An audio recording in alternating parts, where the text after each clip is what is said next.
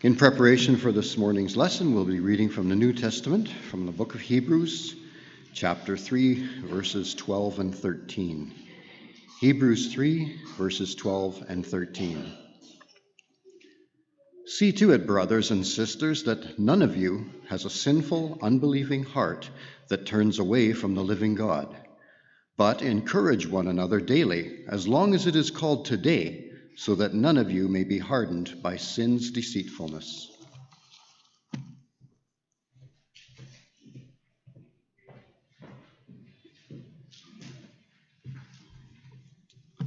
Good morning, church. You've probably heard the expression, the ups and downs of life. That expression can be synonymous with alternately being high and being low. No one is exempt from the ups and downs of life. Years ago, I read a statement that a college professor says that as humans, we have emotional elevators that go up and they go down on a regular basis. For you ladies, that time factor is about 26 to 29 days. For you gentlemen, that time is 34 to 38 days. Unfortunately, sometimes the elevator gets stuck in the down position. We could substitute the words encouragement and discouragement for the ups and downs of life. And so we need hope. We need hope for today. We need hope for tomorrow. We need hope for the future. Because the battles that every one of us face in life can be very stressful and difficult. And so we need encouragement to help us keep on keeping on. But as we think about that, what is encouragement? It means to inspire with courage, to cheer, to rally, to hearten. And there is a great need in the church for those who are encouragers. As you heard Brother Wayne just read to us, that we need to encourage one another day after day. Hebrews 10:25 says, but encouraging one another, and all the more as you see the day drawing near. Now, some of you may remember that a number of months ago I preached a sermon and talked about the day and the things that are going on in the world, that we very may be approaching the end. I haven't changed my mind on that. And I'm no prophet, as I mentioned then, I don't know that. But as we see the day, whether it be the day that the Lord returns or the day that you and I depart this life, we need to be encouraged and encouragers. In Acts 4, verse 36, there was a man, a Christian in the first century. His name was Barnabas, and his name means son of encouragement. And in Romans chapter 12, where Paul talks about certain gifts that were given to members of the church in his day, one of the gifts that he mentioned is the gift of exhortation. And so I think it is important that we be encouragers of others. Because you see, a discouraged person is a defeated person. And it doesn't matter how much money that person has, doesn't matter how much education they might have, doesn't matter how much prestige or fame that individual may have. If they are discouraged, they are defeated. And discouragement, or depression, if you want to substitute that word, harms us. It harms us physically, mentally, and sometimes even financially, because a person becomes miserable, discontent, and has no sunshine in their life.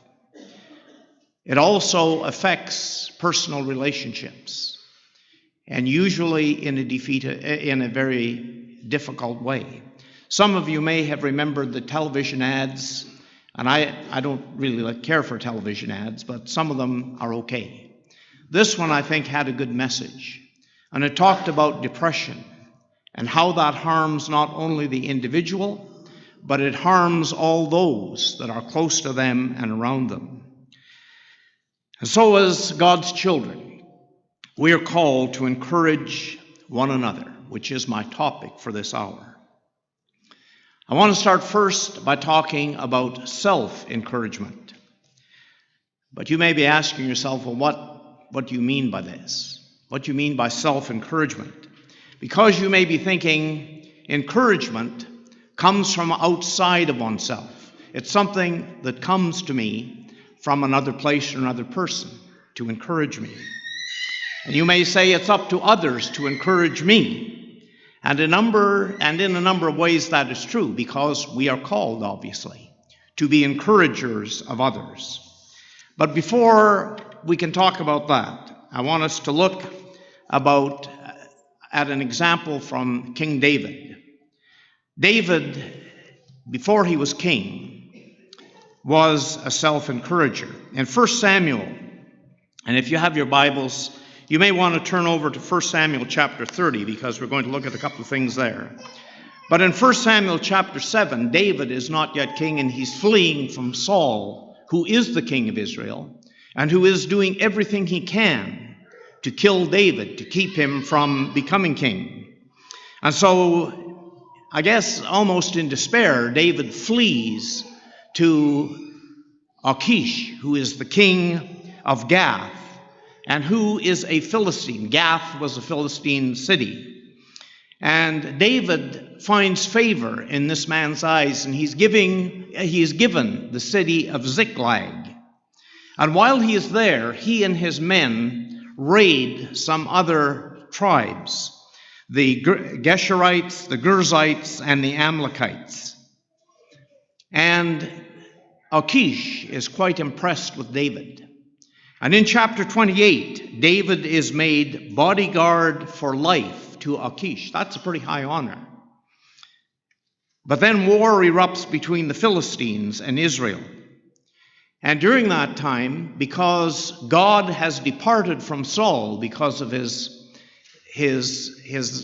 disobedience, Saul consults the witch of Endor.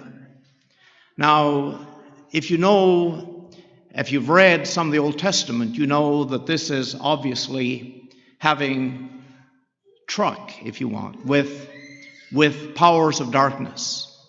And Saul has been reduced to such a point that God doesn't answer him anymore. And so he's willing to consult the powers of darkness to find out what is going to happen. In chapter 8, verse 19, when to his and to the witch's surprise, she calls up Samuel, God's faithful prophet. And in verse 19, after Samuel has given Saul the message, he says, verse 19, moreover, the Lord will give Israel along with you into the hands of the Philistines therefore tomorrow. You and your sons will be with me. Indeed, the Lord will give the army of Israel into the hands of the Philistines. See, what happened there is he was given a death sentence. Tomorrow you are going to die. And Saul recognizes how very serious this is, because he immediately, full length on the ground, and he was very afraid. And it says that there was no strength in him. Now, in verse 23, he said, I'm not going to eat. But his servants, and together with the woman, that's the witch, urged him. They encouraged him. And he listened to them and he took food. It didn't change what was about to happen. But at their urging and encouragement, he finally did take food. In chapter 29, the Philistines gather at Aphek. Achish's men will not allow David to accompany them against Israel. And I believe that that was God's providential hand on David's life to keep him from going and making himself odious to the people who one day he would serve as their king over all. And in 1 Samuel chapter 30, verses 1 to 10, and this is where I want to concentrate just a little bit of time here because it's so very important. As David and his men have gone out to battle against the Israelites, and as the leaders of the Philistines say, no, this man can't come with us, he may turn and fight against us. And so Achish says, you're basically like an angel of God, but they don't want you here, so go back home to Ziklag. And while they are away, the Amalekites make a raid on Ziklag, burn it with fire, and take away all of the families. Verse 3, when David and his men came to the city, behold, it was burned with fire, and their wives and their sons and their daughters had been taken captive. In verse 4, we see the utter discouragement that David and his men experience. Then David and the people who were with him lifted their voices and wept until there was no strength left in them to weep. They cried every tear in their bodies, and they had no strength. Now, as we think about this, encouragement, a synonym that could easily be for encouragement is strengthen. When you strengthen someone else, you encourage them. You give them courage to carry on. And in verse 6, we are told that David encouraged or strengthened himself. Look at this. Moreover, David was greatly distressed because the people spoke of stoning him, for all the people were embittered, each one because of his sons and his daughters. But David strengthened himself in the Lord his God. David was in very danger of losing his own life. And if you've ever read some things about stoning or thought about it, it would be a terrible, terrible way to die. These men who were his followers were so upset and so embittered in their souls that they were ready to actually stone him to death. Now think about this word, bitter in soul. Hebrews chapter 12, verse 25 warns Christians that no root of bitterness spring up and defile the many. That's why we as Christians have to guard ourselves against feelings of hatred or bitterness, because it not only affects us as individuals, that spreads like a cancer and affects many, many other people.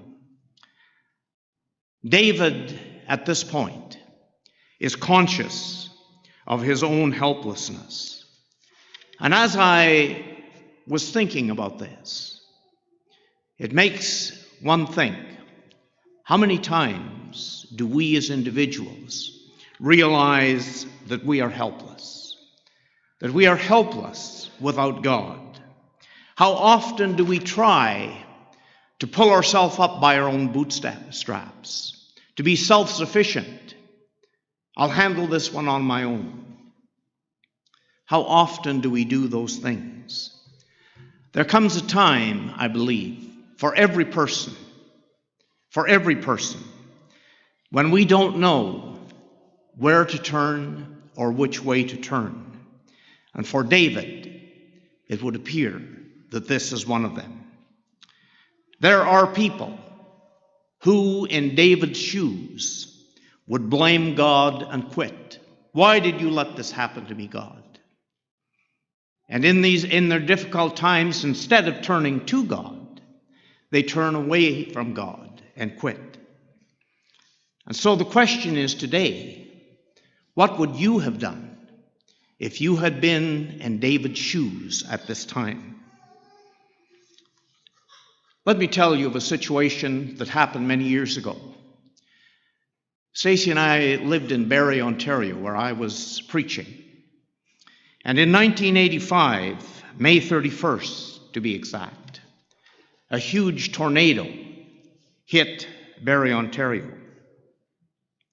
And two children, if I recall correctly, they were two little girls, phoned their mother after school and asked if they could cross a busy highway to go and play at a friend's home until their mother came home.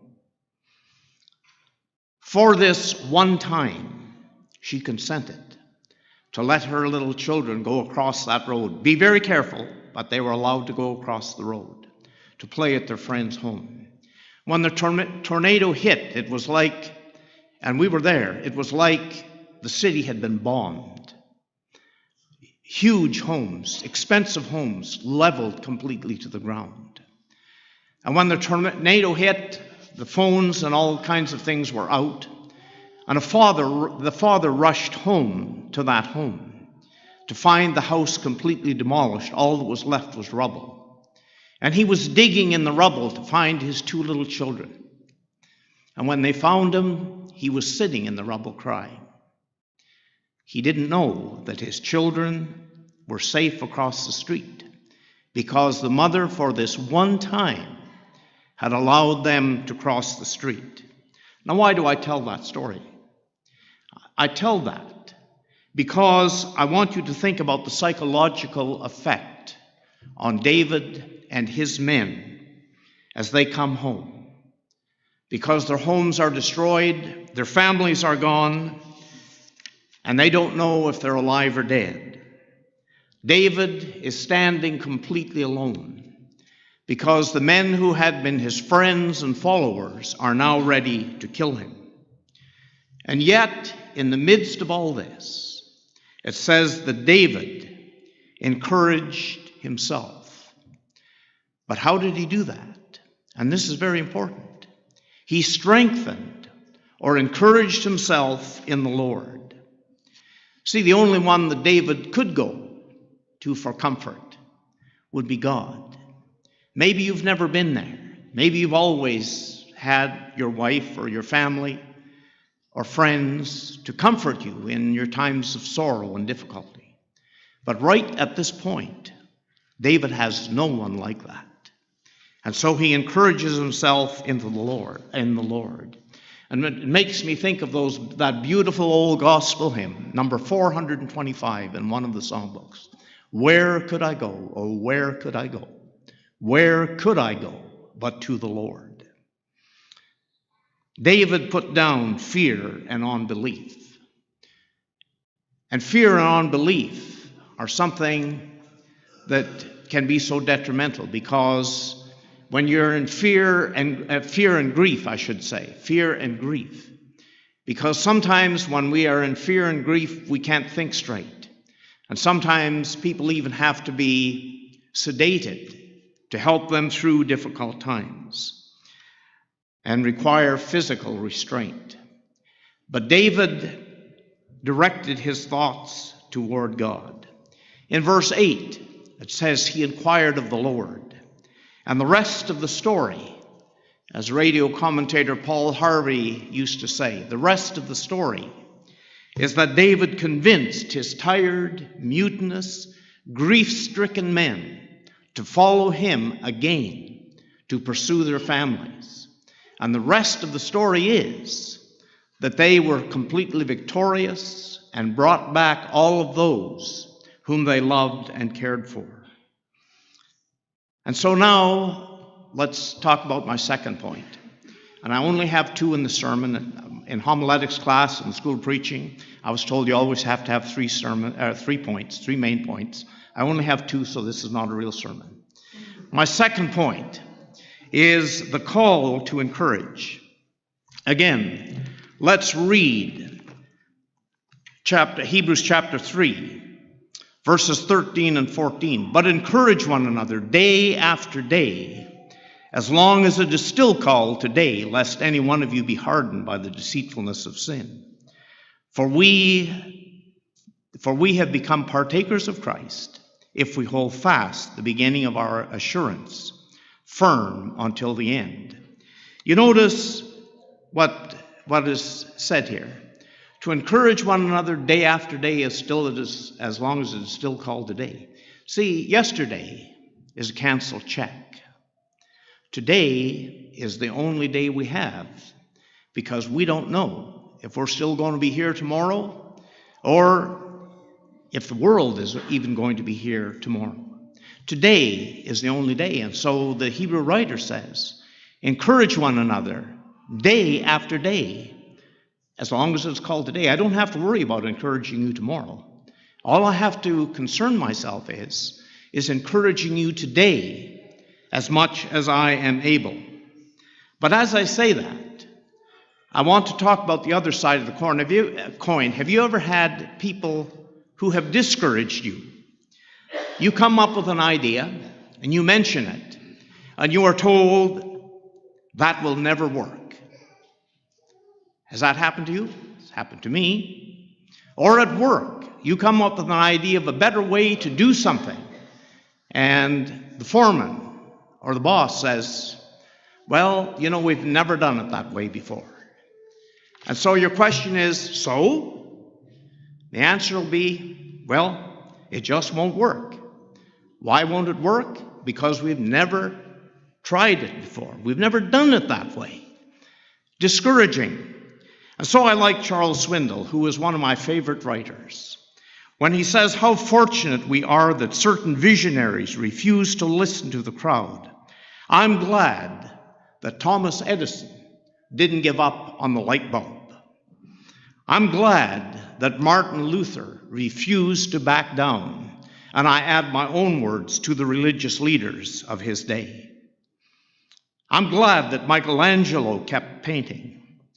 I'm glad that Charles Lindbergh kept flying. And if you don't know who that is, he was the pilot who made the first non-stop flight from North America to Europe in 33.5 hours in a small plane. I'm glad that Papa Ten Bloom said yes to frightened Jews. And if you don't know who Papa Ten Bloom was, he was the father of Corrie Ten Bloom, who wrote so many wonderful books, and the Jews and the Holocaust, and how that family helped those individuals. And so the blessing of encouragers. And again, I quote Chuck Swindoll, who expresses it so well when he says, the concept of encourage takes on new meaning when we analyze it. When we encourage others, we spur them on, we stimulate and affirm them. In other words, we give them fresh energy for whatever it is they are facing. It doesn't matter how influential or secure or mature a person may appear to be. Genuine encouragement never fails to help. Most of us need massive doses of encouragement as we live in a difficult world. Massive doses of encouragement. But unfortunately, so often, not only do we not encourage others, but unfortunately, too often, we ourselves have too much pride to admit that we need the encouragement of others. The Bible highlights the stories of encouragers who gave powerful assistance during challenging circumstances. Moses had Aaron and Hur, who held up his arms as Moses sat on a rock. All day long they did this, because when Moses held up his hands, Israelite was successful in battle against the Amalekites. And when he let his hands down, they dropped.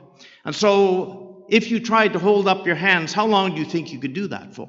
5 minutes, 10 minutes, 15? But soon as they would drop, because you have to let blood flow properly again, right? Soon as you let them drop, your army started being defeated.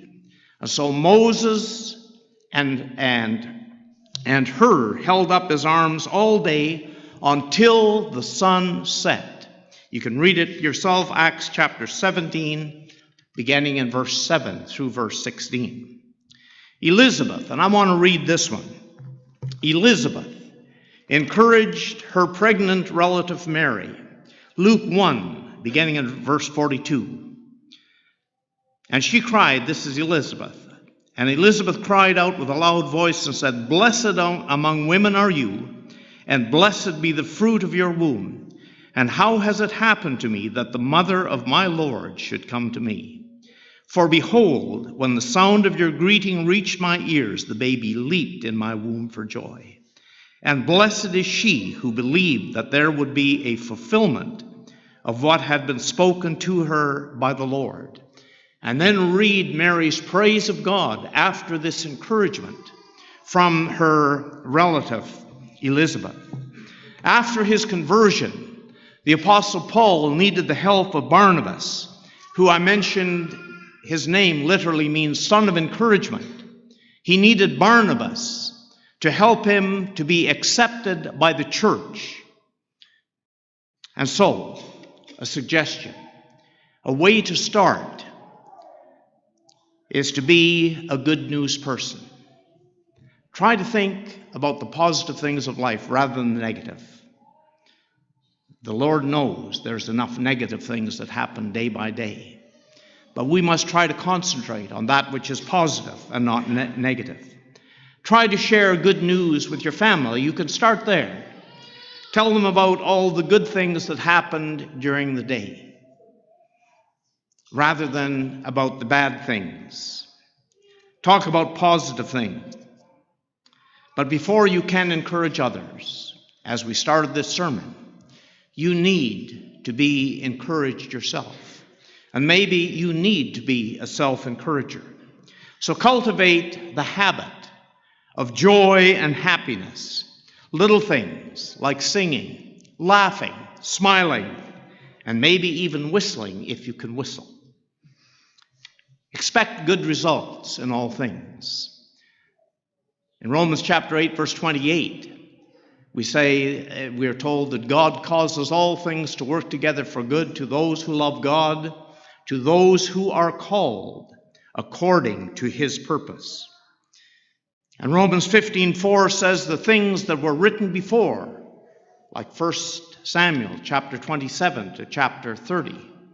The things written before are written for our instruction. And listen to this, that through the encouragement of the Scriptures, we might have hope. And so encourage yourself and others through personal prayer and prayer with others. And it made me think of something that I've thought about a number of times over the past several days now. A couple of weeks ago, I was in the city of Winkler, where I worked for many years. And I worked with the mayors of the city and the elected council. And I met one of my former mayors by name of Neil Schmidt, as he and I happened to be going into the bank at the same time. And at first I thought by chance, but I don't really believe that things just happen by chance. I don't believe in luck either. Neil and I were walking into the bank at the same time. And we were happy to see each other. We shook hands and said hello. And I mentioned something that was on my heart that I asked Neil to pray about. And Neil took my hand right there, people coming and going. He took my hand and he said, "Let's pray about it right now." And he did. I was so thankful. It was an encouragement. Also, encourage yourself by personal study of the Scriptures. Early morning is a good time. At least it's a good time for me. Get up earlier, start your day earlier, spend some time reading God's Word. Singing hymns of praise to God. Do that by yourself. Not only here, but by yourself. And of course, regular fellowship like we're doing today. Coming together to worship God. And that is a very important reason of why we assemble Lord's Day after Lord's Day. Believers in Jesus are called to encourage one another and to build each other up in 1 Thessalonians 5, verse 11. And so may we individually be eager to offer encouragement and help to others, especially as they face difficult circumstances. Thank you for your presence here today and for your attention. If you have a need for the prayers of the church or if you need to obey the gospel, to put yourself into fellowship with Christ and his church, which was bought by his blood, will you come as we stand and as we sing?